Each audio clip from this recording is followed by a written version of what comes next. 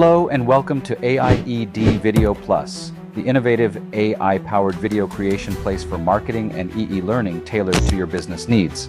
I'm Dr. DeRise, the AI avatar for Eric DeRise, the CEO and founder of AIED Video Plus. Today we are talking Vyond, a favorite animation platform of many instructional designers and EE learning developers. Eric is a Vyond expert. And with it, Eric can create an entire video completely on his own without the assistance of camera people, actors, or props, just to name a few.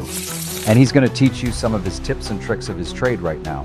Check it out. Hey, thanks, Dr. DeRise. Okay, today I'm going to show you how to create a really cool effect, or at least to create the illusion of that effect. Do you remember that Michael Jackson Thriller video when the camera zoomed in on that girl, but it seemed like everything behind her was going in a different direction, and it created this really intense visual effect? Or if maybe you're a little older like me, you can remember that Alfred Hitchcock movie Vertigo, when he had a similar effect, which actually, well, it was pretty much the same effect. And because of that effect in that movie, a lot of people referred to that effect as the Vertigo effect from Hitchcock's Vertigo.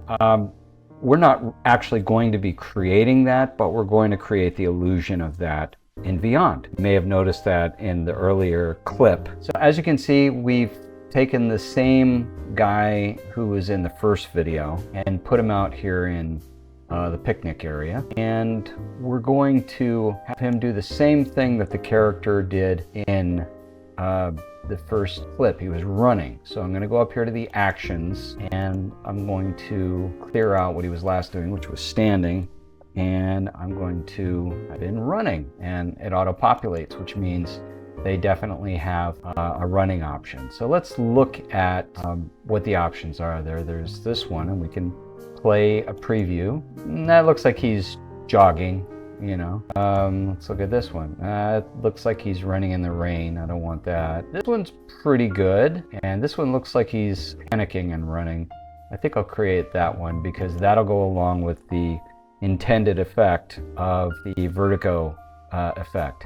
By the way, another name for this is the Dolly Zoom or the Zolly. And so before I show you how to create this, I just want to explain how it works, okay? When you zoom in or zoom out with your camera, that is a zoom that you're doing with the lens of the camera. You're either zooming in or zooming out with the lens. But when the camera moves forward or moves backwards, that's called trucking in and trucking out, okay? And what the Dolly Zoom effect is that you are doing both at the same time, but in opposite directions. So you could be zooming in, but trucking back at the same time, or vice versa. Both can create the Dolly Zoom effect.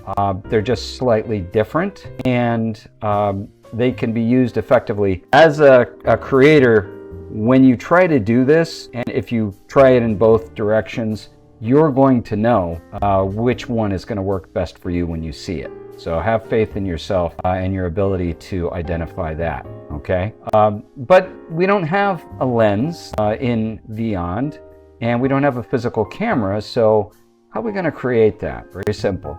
Okay, I'm going to go up here to the camera icon, and I'm going to add a camera. Okay, here we go. Now you can see the whole scene. All right, so as you can see, we've got the entire scene in the camera, and now we're going to add a camera so that we can create some camera movement. So when you want camera movement, you can only go from point A to point B, and that can be either smaller or larger in either way.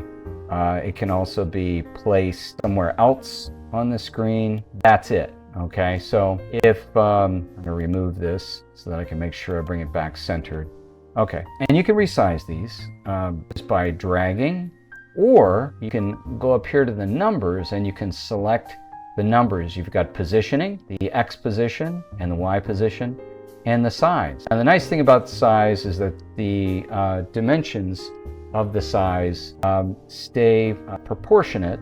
Anyway, so yeah, the nice thing is that when it comes to aspect ratio, it's going to be the same. or at least that's the way it's always been in the past. So it should always be the same, which means that if you're going to try to go from one scene to the next and you want to make sure that the opening shot is at the same place on the scene as the last scene, then you're going to want to look at these numbers and the end position, X and Y. You're going to need to make sure that both of those numbers are the same when you go to the next scene and create that first shot. But as far as the size goes, you only have to worry about one of those numbers because the aspect ratio is locked, okay? So it's a minor thing, but when you're working as quickly as possible in Vyond, it's a nice rule of thumb to be aware of, okay? So what we're going to do here is we're going to create the illusion that we're zooming in on this guy. It's just going to be a gradual zoom, all right? I don't want it to be too... All right, so at the same time, I want to make it appear as though this guy feels like he's getting nowhere, okay? This is one of the effects of the dolly zoom. And so what I'm going to do is I'm going to have the opposite of what should be happening happen. So he's right here in this shot, but I'm going to make him shrink as the camera zooms in on him. Now think about it. Simple math. When you zoom in on something, it should get bigger, right? Well, what if it looks like it's getting smaller? And at the same time, this is why I have this table here. That table is going to appear to be getting larger. Why is it getting larger when he's getting smaller? Okay? And you saw that in the opening shot. So how do I make him larger, or excuse me, smaller within the scene? It's very simple. Motion path. Just trust me. Okay, I'm going to select motion path, and I'm going to select straight line. And it doesn't really matter what direction you go. I prefer to go either, well, I'll just go straight ahead because that's usually what I like to do, is just have him go straight ahead. Now, here's the default. He just pops up over here. So what you want to do is, so he's the same size here, right? What I want to do is I want to have him start to shrink in his path results, okay? I'm going to center him, and I'm going to do the opposite with this table. I'm going to use a motion path and make it appear as though it's getting larger. What happens here is, and I'm going to have it pretty much maintain its placement in the scene. It's just going to be getting larger. So let's see. All right, we should have the shot that we want. This should be the effect right here. Okay, let's see how it looks. Oh, you know what happened? Okay. I forgot that I copied him from this earlier shot here, and when you copy and paste a character into another shot, the time that they show up and how they show up, in other words, what's the I'm going to deselect. What is the scene transition for that, or what is the transition for that character, their entrance? And if you look right here on the timeline, you can see it. He's not coming in to the scene until later on, okay? So I'm going to drag him all the way over to the left so that he's in the scene from the very beginning. And then this motion path, that's his motion path. And that's why you didn't see him doing anything. All right, so I'm going to drag that all the way over to the left. And actually, I'm going to change his entrance. Let me select him. All right, let me select him. And I'm going to select his entrance. And see, he's coming in as fading, and I want him to come in instantly. I want him to be in the shot from the very beginning. Okay, so let's do a preview now. Okay, so you saw the effect. It seems like he's almost going nowhere, right? Well, we can't have that. We got to have him moving to some degree, right? So what I'm going to do is I'm going to select him in the shot, and I'm going to have the zoom be even more extreme. So you see how I'm tweaking and just adjusting and just, seeing how it looks. That's what you got to do. Eventually, you get to the point where you just, right away, like that's how I am with most of the sound effects that I use. I know exactly what sound effect I want to use for each item, and it doesn't get old, at least my coworkers never complain about me using the same sound effects all the time. But here we go.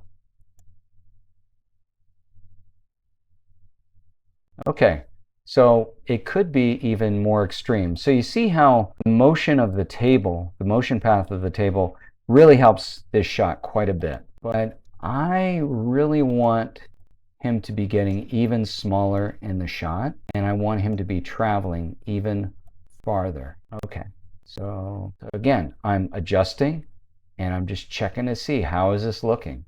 Okay, ready? Let's do this again.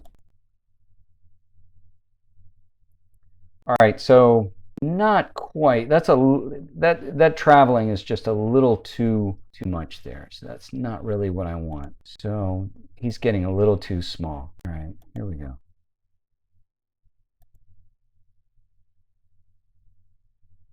All right, so anyway, that's one way of doing it, right? Now let's try the other way, right? So the other way would be to make this table get smaller, right? Have him get larger, oops, and then for cameras, reverse the cameras, okay? So I'm going to, a quick and easy way to reverse this is to just remove the opening camera so that it starts and then when you add a camera, pops in at the same size, and you can just expand it out. So this is the Dolly Zoom in opposite. Save that and just see how it looks. Here we go.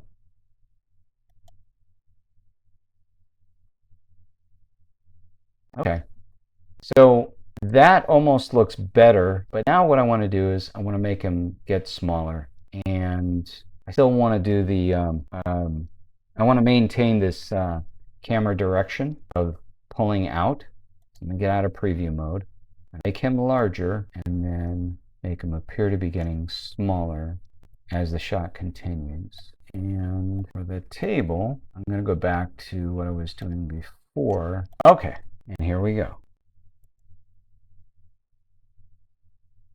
Okay, so that's it. Now, you can see it more clearly if I stretch this out. Let's go ahead and stretch it out.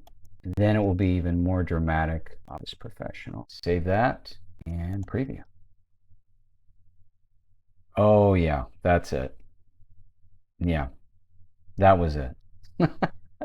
Okay, all right, so I'm going to make him travel a little bit farther, but still, this is definitely going to have a great effect on him. All right, here we go. Okay, let's do it again.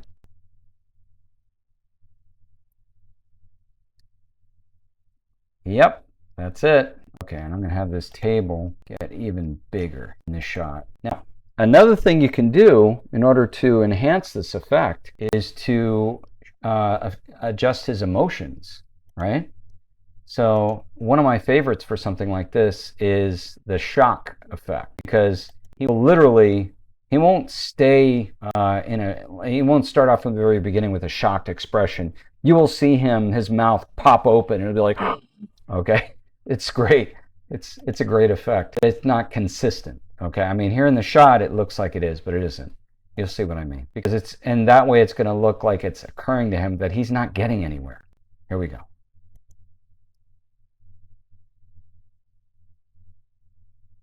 You see that? It seems almost like he's getting nowhere, okay?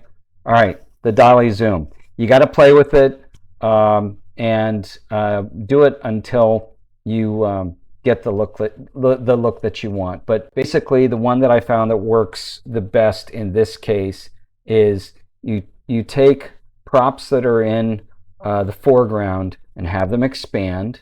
You have the camera angle zooming out, and you have the character shrinking as he's trying to get forward. We've all had this dream, you know, where you're running and you seem like you're getting nowhere.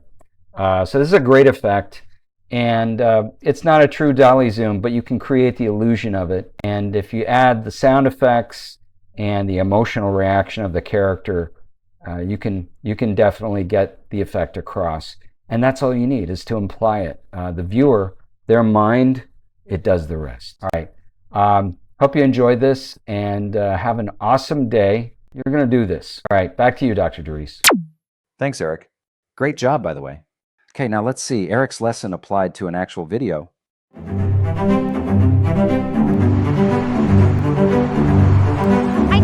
submission in the next 2 hours. Can you do that?